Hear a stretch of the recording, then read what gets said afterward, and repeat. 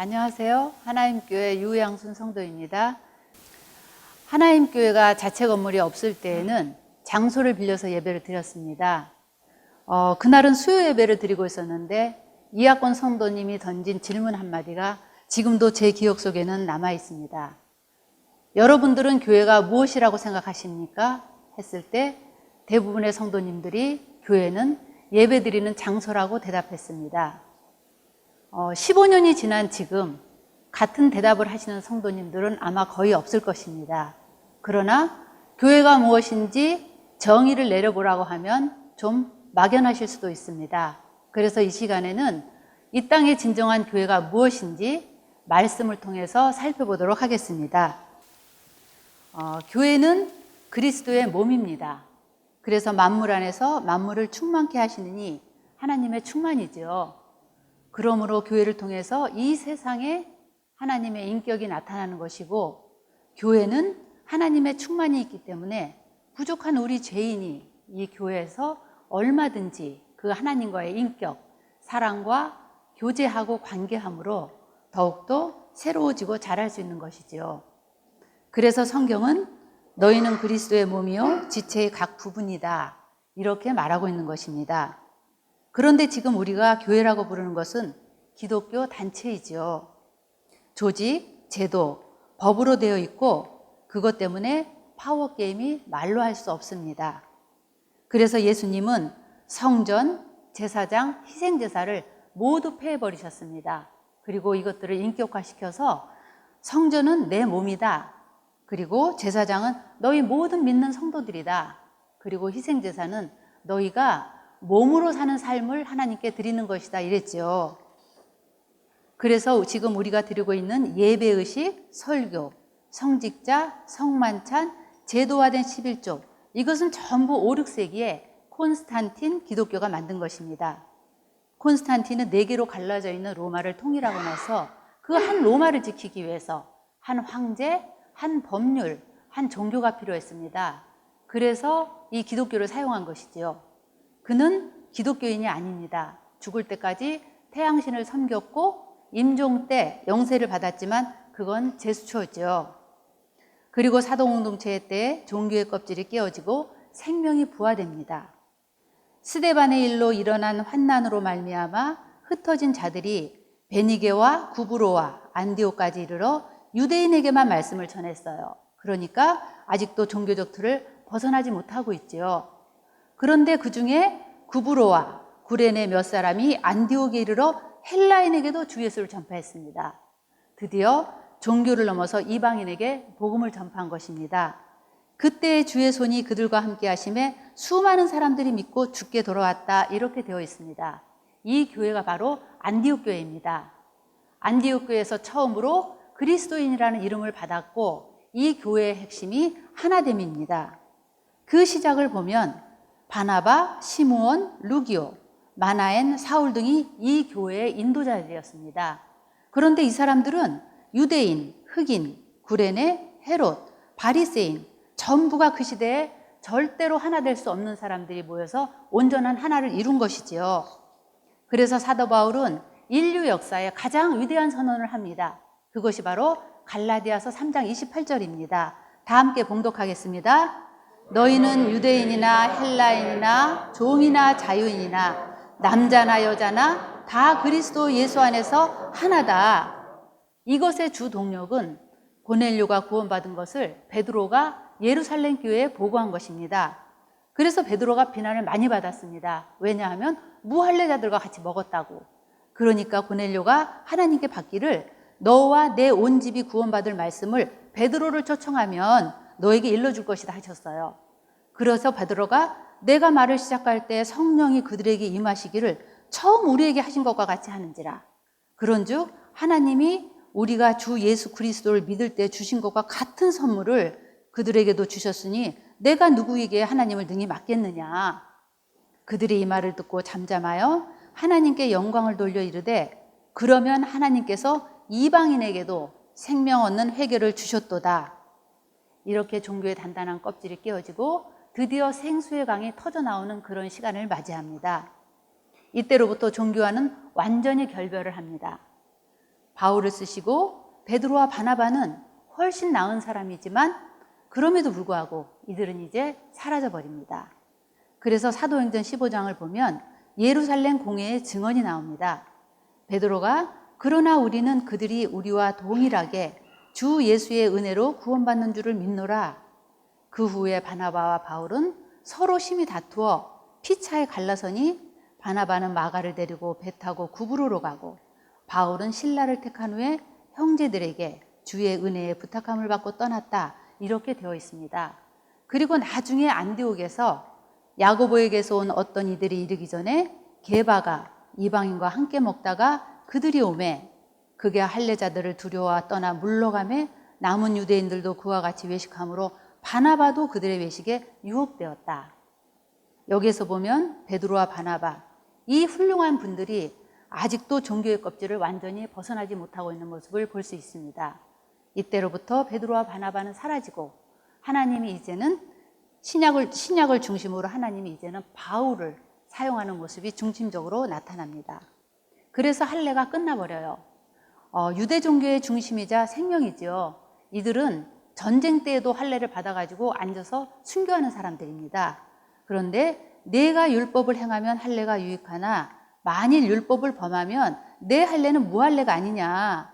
무릇 표면적 유대인이 유대인이 아니지 표면적 육신의 할례가 아니지 할례나 무할례가 아무것도 아니로되 오직 새로 지으심을 받는 것만이 중요하다. 그 바울을 통해서 하나님이 하신 것이 바로 두 가지입니다. 떡과 잔과 코이노니아. 그런데 바울은 주님을 직접 만난 적이 없는데 주님께 받은 것이라고 말을 합니다. 그 첫 번째가 고린도전서 11장 23절입니다. 내가 너희에게 전한 것은 주께 받은 것이다. 그게 뭐죠? 바로 떡과 잔을 행하라. 그래서 26절에 보면은 이 떡을 먹으며 이 잔을 마실 때마다 주의 죽으심을 그가 오실 때까지 전하는 것이다. 그리고 두 번째가 코이노니아입니다. 사도행전 20장 35절을 보면 바울이 가장 사랑하고 오래 사역한 에베소 교회를 떠나면서 하신 말씀입니다. 범사에 여러분에게 모본을 보여준 바와 같이 수고하여 약한 사람을 돕고 또 주 예수께서 친히 말씀하신 바, 바울은 예수님이 친히 말씀하시는 것을 들을 수가 없는 사람입니다. 그런데 주는 것이 받는 것보다 복이 있다 하심을 기억하라 이렇게 말합니다. 여기에서 모본을 보여준 바는 자신이 벌었지만 필요한 사람과 나누어 쓰는 코이노니아를 말하는 것이고 주는 것이 받는 것보다 복이 있다는 것은 어떠한 윤리적인 가르침이 아니라 예수님 안에서 서로 통하는 코이노니아를 말하는 것입니다. 그리고 사도 바울이 말하기를 계시로 내게 비밀을 알게 하신 것, 이것은 주님께서 계시로 바울에게 알려주신 것이죠. 내가 그리스도의 비밀을 깨달은 것을 너희도 알 수 있을 텐데 이것은 분명히 아라바 사막에서 계시받은 것을 말하는 것 같습니다. 그것이 무엇이지요? 바로 뒤에 나옵니다. 복음으로 말미암아 그리스도 예수 안에서 함께 상속자가 되고 함께 지체가 되고 함께 약속에 참여한 자가 되는 이것이 바로 복음이다. 나는 이 복음을 위해서 그의 능력이 역사하시는 대로 내가 섬긴다. 이것이 바로 바울이 계시로 깨달은 그리스도의 비밀입니다. 예수님이 말씀하신 교회는 마태복음 18장입니다. 유일하게 교회에 대해서 말씀하셨고 18장이 예수님의 교회론인데 그 시작이 돌이켜 어린아이들과 같이 되지 아니하면, 여기서 돌이켜는 어른이죠. 어른은 법과 제도와 조직 안에서 살아가는 사람들입니다. 우리 모두가 그 안에 살고 있죠. 그런데 어린이들은 중심이 공감입니다. 심퍼티. 그래서 이 어린아이들을 가만히 보면 식당에서 서로 모르는데 한 아이가 울면 따라옵니다. 그리고 10번을 싸웠어도 돌았으면 내가 언제 그랬냐는 듯이 또 즐겁게 놉니다. 그래서 이렇게 가슴으로 통하는 이것이 바로 교회를 세워나간다는 것이고, 그와 대칭되는 부분이 21절에서 35절의 용서 부분입니다. 1만 달란트를 탕감받은 자의 비유가 나오죠. 이것은 무엇을 의미합니까? 바로 용서받은 후에 그 자세가 이 사람이 진짜 용서를 받았는지 아니면 용서를 받지 못했는지를 결정하는 것입니다. 진정으로 용서받은 자는 자기가 죄인이니까 용서를 받았잖아요. 그렇기 때문에 국률과 자비를 받았고 그것이 밖으로 흘러나갑니다. 그런데 하나님의 용서가 마치 자기가 무슨 자격이 있어서 혜택을 받은 것처럼 생각하는 의인, 종교인들은 용서받은 후에도 자기의 이익을 조금도 포기하지 못합니다. 그러니까 이런 사람들은 용서받은 자가 아니라는 것이죠. 그 다음에 5절에서 20절은 본 내용인데 교회의 실제적인 모습을 보여줍니다. 어린아이를 영접하는 것은 나를 영접하는 것이고 작은 자를 실족해 하면 연자맷돌을 목에 달고 물에 빠져 죽는 게 낫다. 그리고 실족해 하면 화가 있다. 그러므로 범죄하는 지체는 잘라버리고 영생에 들어가는 것이 지옥에 들어가는 것보다 낫다는 말인데 여기서 중요한 것은 작은 자와 주님을 동일화했습니다. 아이덴티파이 한 것이죠. 그러므로 한 사람 한 사람의 신성이 존중된 곳, 그것이 바로 교회입니다. 그리고 10절에서 14절은 하늘 가족의 생명 가치가 나타나죠. 여기서 보면 작은 자를 업신여기지 말라. 보좌 앞에 그들의 천사들이 있다. 그러니 작은 자들이 하늘에서 더 중요하다 이 말이죠. 작은 자 하나라도 잃는 것은 하늘아버지의 뜻이 아니다. 그러면서 가운데 길 잃은 양 한 마리 찾으러 99마리 산에 두고 그래서 그 양을 찾으면 99마리보다 더 기뻐한다. 이것은 현상적으로 말이 안 되죠. 한 마리를 찾기 위해서 99마리를 산에 둔다는 것은 버린다는 것인데 그것이 바로 생명가치입니다. 저는 이 말씀을 준비하면서 16년 전에 저의 일이 떠올랐습니다. 저는 그 당시 전체 성도수가 50명 정도 되는 작은 교회를 섬기고 있었습니다. 그런데 목사님이 갑자기 한국으로 가시는 바람에 저희 교회 성도들은 오갈 데 없는 신세가 되고 말았습니다. 그러는 와중에 하나님교회와 합치자는 그런 이야기가 나왔습니다. 그 당시 하나님교회는 500명 정도 되는 성도들이 교회에 출석하고 있었습니다. 그런데 반대하는 성도님들이 계셨습니다. 그러자 이학권 성도님께서 말씀하시기를 여러분이 만약에 주님의 교회와 합치는 것을 반대한다면 나는 여러분을 포기하고 주님의 교회 성도를 섬기겠다고 말씀하셨습니다. 이게 현상적으로 말이 안 되는 것이죠. 500명을 포기하고 50명을 택한다는 게 어떻게 모은 500명인데 그런데 결과는 하나님교회 성도들과 주님교회 성도들이 합쳐서 하나가 되었습니다. 500명을 포기하는 한이 있더라도 그 갈데없는 50명을 품는 거 생명가치가 아닌가 이 말씀을 준비하면서 떠오르는 묵상이었습니다. 그리고 15절에서 17절 가족된 사랑 안에 쓰러지는 죄 권세 죄 권세가 어떻게 소멸되는지 잘 보십시오. 죄 지은 사람이 있으면 그 사람만 상대해서 권고합니다. 그런데 말을 듣지 않으면 두세 증인으로 날마다 확증합니다. 여기서 두세 증인, 확증은 소문이 아니라 증거를 가지고 사실을 말하는 것입니다. 그런데도 교회 말을 듣지 않으면 그때는 이방인과 세리같이 여기라. 그런데 만약 이런 대접을 배척하는 자가 있다면 이런 사람은 인격 파탄자 아니면 스스로를 버린 자겠죠. 그래서 교회에서 죄가 나타났을 때는 가장 아름다운 사람 대접을 해줍니다. 왜냐하면 그것을 통해서 죄의 권세가 소멸되기 때문이죠. 그러나 요즘 교회에서는 그렇지 못함을 보게 되는데 우리 각자가 성찰해야 되는 부분입니다. 그리고 18절에서 20절은 하늘복 권세 누리는 하늘가족을 말해줍니다. 마귀의 권세를 다스리는 단절의 저주를 넘어서를 이야기하고 있는 것이죠. 그래서 18절은 진실로 진실로 이게 나오죠. 땅과 하늘이 통하고 두 사람이 합심하여 한 마음이 된 곳에는 하늘아버지가 함께한다. 그래서 교회론의 총 결론이 20절입니다. 임재 안에서 두세 가정이 내 이름으로 모인 그것이 바로 하늘가족이다.